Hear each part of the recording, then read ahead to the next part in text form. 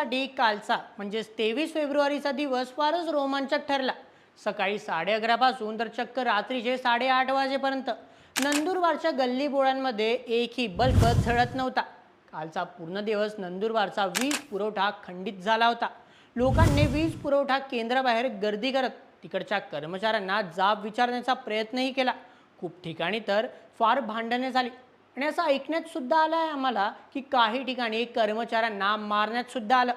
या वीज पुरवठा खंडित करण्याचा मागचं कारण अजून पूर्णपणे संपुष्टात तर आलेलं नाही, परंतु असे सांगण्यात येत आहे की काही ठिकाणी पोल्स पडल्यामुळे कालचा पूर्ण दिवस नंदुरबारमध्ये वीज पुरवठा खंडित करण्यात आला होता। मित्रांनो, काल वीज नसल्यामुळे तुम्हाला कोणता त्रास सहन करावा लागला आम्हाला कमेंटमध्ये नक्की कळवा आणि अशा शॉर्ट्ससाठी सबस्क्राईब करा बुलेमेटच्या यूट्यूब चॅनलला।